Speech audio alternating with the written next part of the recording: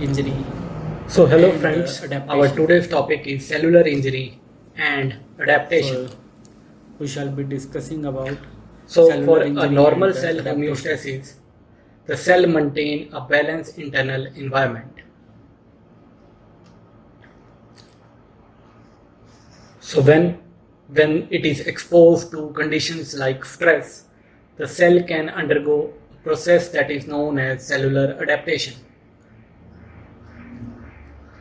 to cope with the changes. However, if the stress it is too severe or prolonged, cell will experience mild, transient and reversible injuries.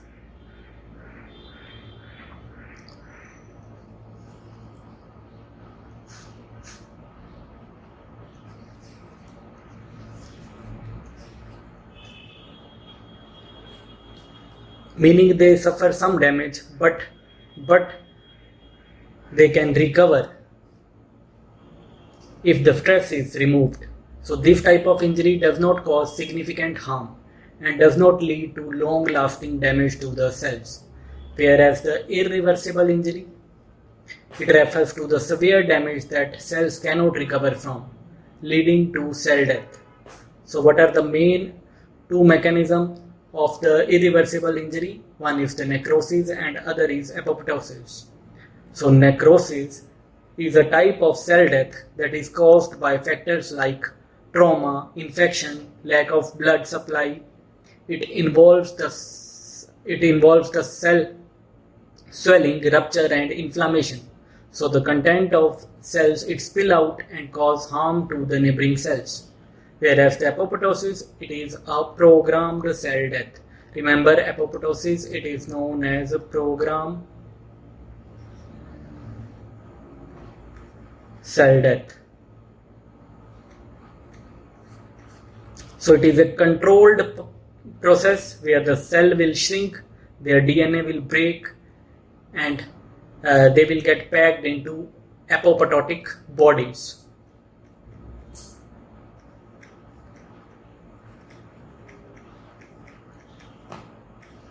That are engulfed by nearby cells or phagocytes without triggering the inflammation.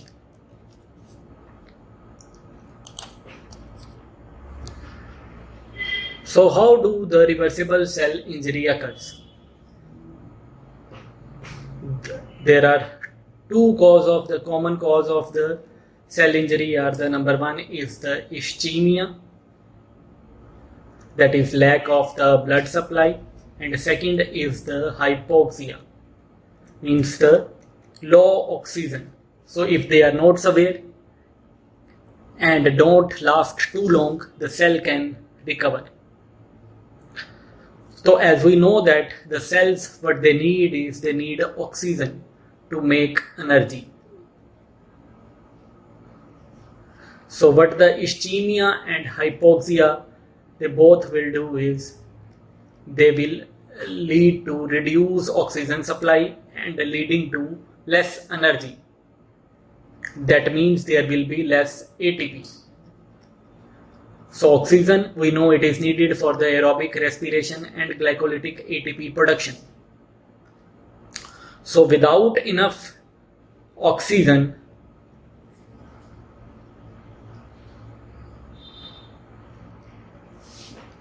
but you will see there will be switch to anaerobic glycolysis. That means there will be build up of lactic acid. So this lactic acid will cause decrease in pH. So there will be clumping of the nuclear material.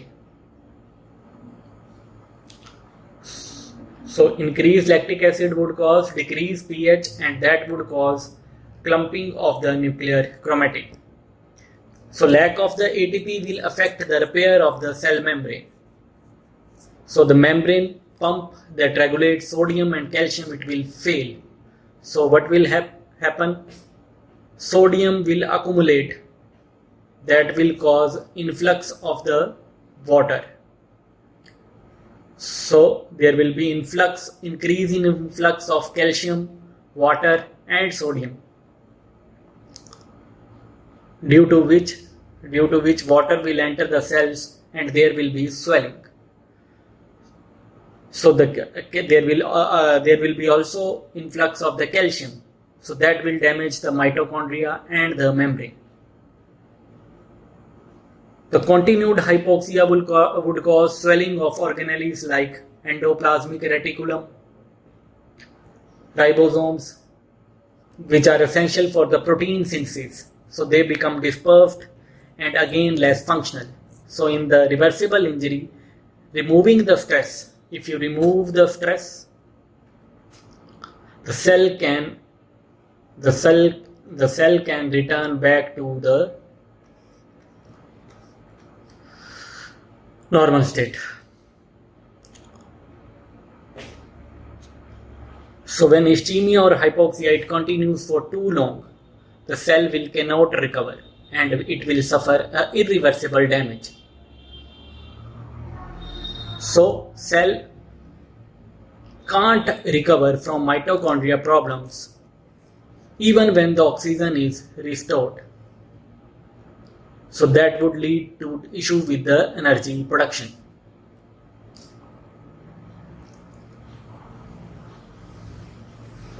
So cell membrane, especially the outer one, stop functioning properly. That is the major event in the irreversible cell injury. There will be too much calcium that enters the cell, especially after the oxygen is reintroduced. That will damage the mitochondria, causing structural changes.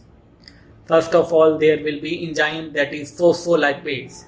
So the enzyme phospholipase, it will break down membrane phospholipids that are important for cell structure. So that is caused by calcium influx and low ATP.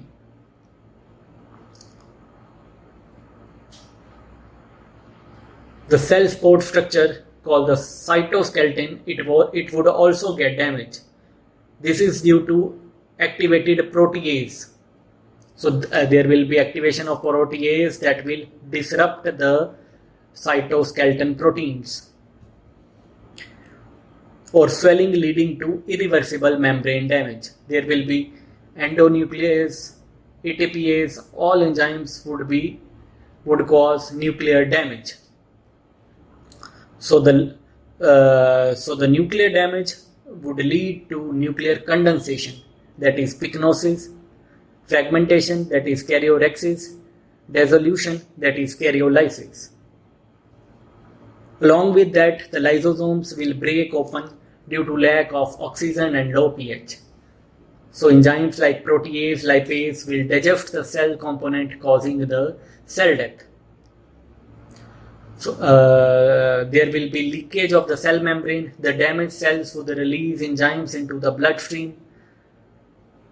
So these enzymes can be measured to indicate the cell death. That is useful in diagnosis condition like heart attack. So from ischemia to different cell states, we can see three states. One is the short ischemia. So if the lack of blood supply is brief, so reintroducing the oxygen through reperfusion helps the injured cell recover. So that can cause reversible injury. Other is the long-term ischemia with reperfusion. So when the ischemia it lasts longer, reintroducing the blood flow would worsen the already injured cells. So that is known as ischemia reperfusion injury. And if ischemia goes on for very long time, it will cause irreversible cell changes. So where the cell is damaged beyond recovery, even when the blood flow is restored, it does not help because of severe damage to the cell membrane and excess sodium and calcium intake.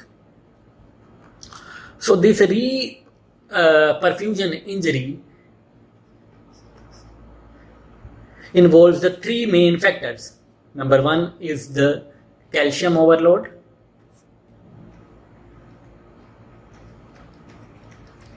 So when the blood flows increase, the cell will receive blood with higher calcium levels while having low energy, that is ATP. So this causes the further calcium to enter cells, damaging the cell membrane. Second, there will be reactive oxygen radicals. So restoring blood flow would generate reactive oxygen radicals like superoxide, hydrogen peroxide, or hydroxyl radicals. So that will cause oxidative damage to the cell component. And third is the inflammatory reaction. After reperfusion, inflammatory response can be triggered that would further damage the cells. Now, what are the things that you would see in the reversible and irreversible cell injury? First of all, for the mitochondria, for the reversible part, there will be mild swelling. There will be formation of amorphous density. There would be swelling. For the cell membrane, you would see there would be myelin figures. There will be cell swelling along with the blebs formation.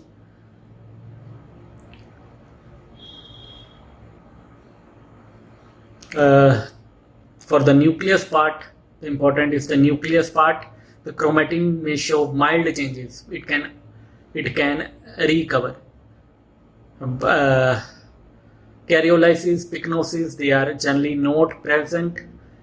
Clumped chromatin may be seen. So the cytoskeleton may show some damage, but it can recover. Ribosomes may detach, but they can be restored, whereas in the irreversible cell injury, the mitochondria would show severe swelling. That is irreversible. The cell membrane would show significant damage, that it would be irreversible. Myelin figures may be formed due to cell membrane breakdown. The nucleus, there would be irreversible damage. There would be pycnosis, karyolysis, and karyodexis that would be discussing later on. There would be severe damage to the cytoskeleton. Ribosomes will detach and they cannot recover. Now let us discuss the generation of the reactive oxygen radicals.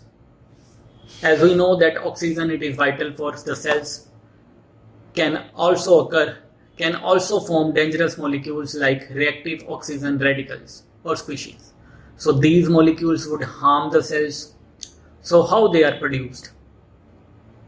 As we know that the cells, they use oxygen to generate energy, that is the ATP, through a process. So this process creates water from the oxygen and the hydrogen. Sometimes instead of just making water, the oxygen forms a molecule with unpaired electrons, creating radicals. So these radicals include the superoxide, hydrogen peroxide, and hydroxyl radical. So how these radicals are produced?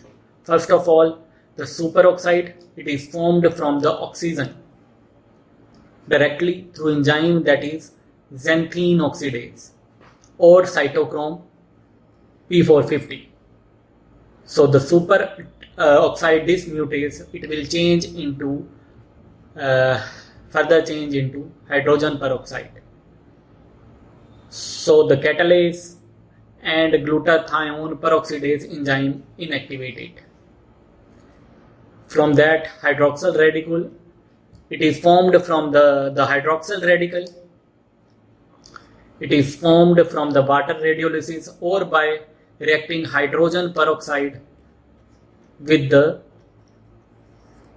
ferrous ion, that is also known as Fenton reaction.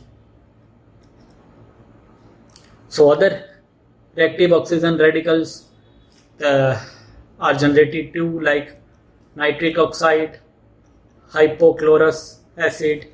So these are generated through various different processes.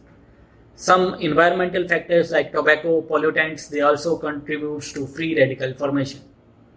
Now, what is the effect of this reactive oxygen radical? Free radical, they are created in normal and disease situation. So if they are not managed, the free radicals would harm the cells by binding to the molecule. So this is oxidative stress, and hydroxyl radical is particularly harmful. So remember, the free radical, they can damage the cells in three ways. Number one is by lipid peroxidation. Attack on the membrane fatty acids leads to lipid peroxidation, damaging the membrane and organelles. Proteins can be damaged through oxidation, causing cell injury. There can be DNA damage or cytoskeleton damage. So these reactive oxygen species, they can interfere with the cell structures, impacting energy production and the ATP. So following morphology form of the reversible cell injury, what are the changes that would be seen? The first is the hydropic changes. Second is fatty changes. Third is hyaline changes. And fourth is mucoid changes. What is hydropic changes? That means the water accumulation in the cells. So it is also known as hydropic, is also known as, remember, cloudy swelling.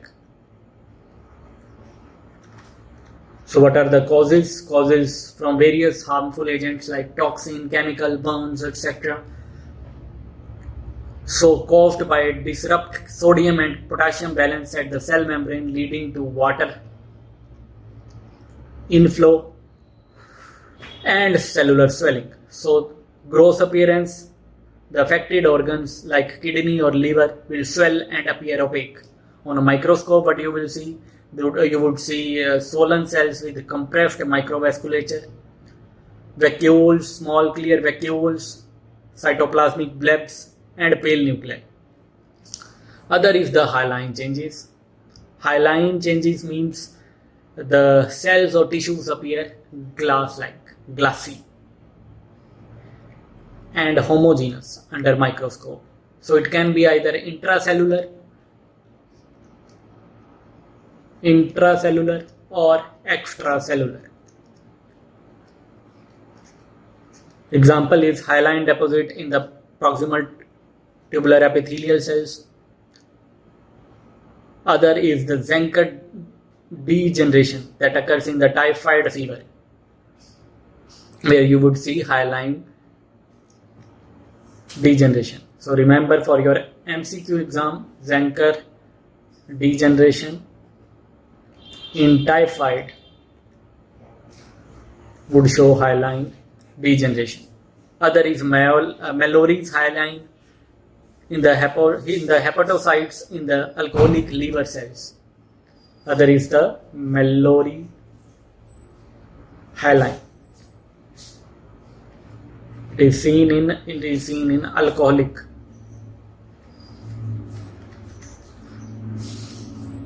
Other is the Russell's body. These are the Russell's body. Excess immunoglobulin that could be seen in the rough endoplasmic reticulum of the plasma cells.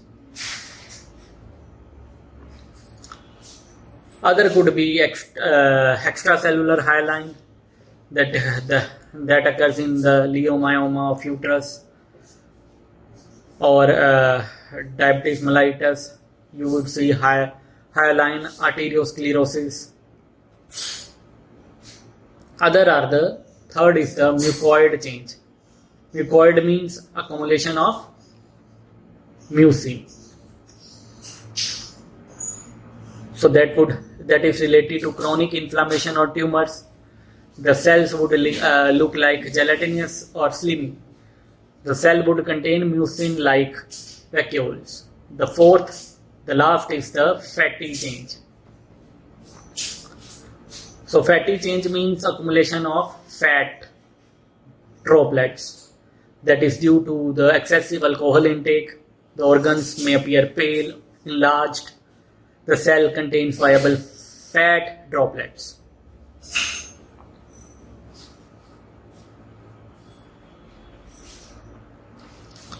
So these are the reversible cell changes.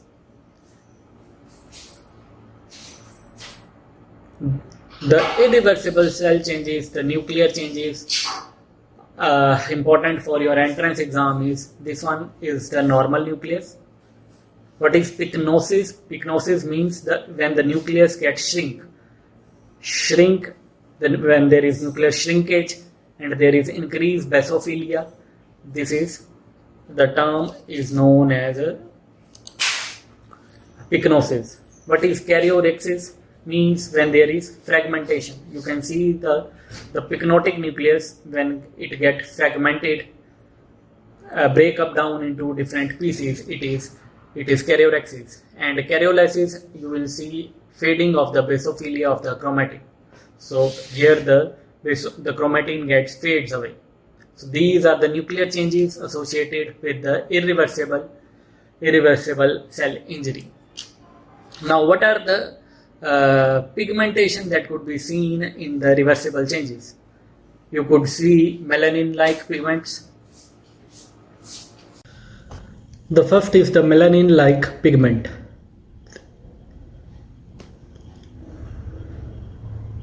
Seen in alkaptonuria and Dubin-Johnson syndrome. Alkaptonuria, it is a autosomal recessive disorder that is due to deficiency of oxidase enzyme. It occurs due to the accumulation of homogenistic acid that causes ochronosis, that is melanin-like pigment deposition. It affects joints, cartilage, capsule, ligaments, and tendon. Other is Dubin-Johnson syndrome. It is a hepatocyte containing melanin-like pigment in the cytoplasm. The other is the heme protein-derived pigment that includes hemosiderin, the iron stored in the tissue as ferritin and hemosiderin.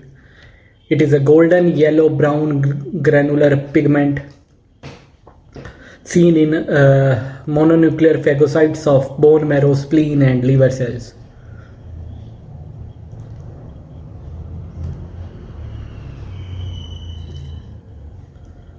Acid, hematine, bilirubin, porphyrin, lipofuscin. It is also known as wear and tear pigment. So which is wear and tear pigment? It is lipofuscin. It is a yellowish brown intracellular lipid pigment.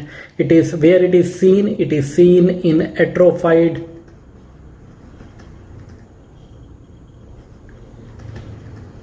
cells of old age. So it is seen in old age. It is also seen in myocardial fibers, hepatocytes, Leydig cells of testes, and neurons in senile dementia.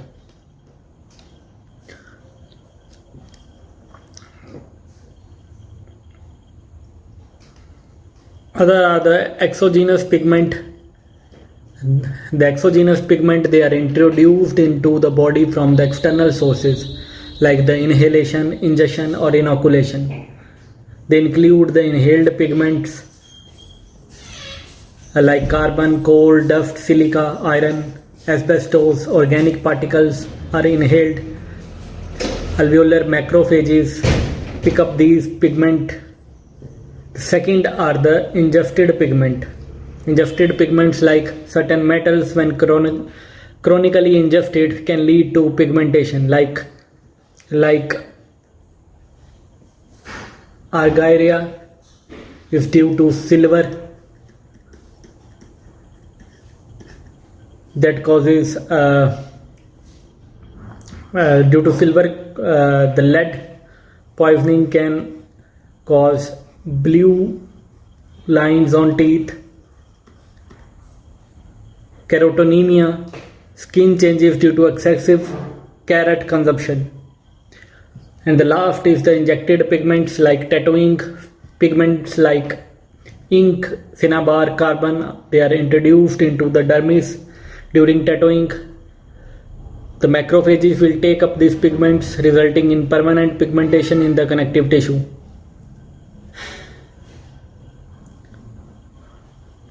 So these exogenous pigments, they can have various effects on the tissue and may lead to conditions like immunoconiosis, altered skin discoloration, and permanent tattooing.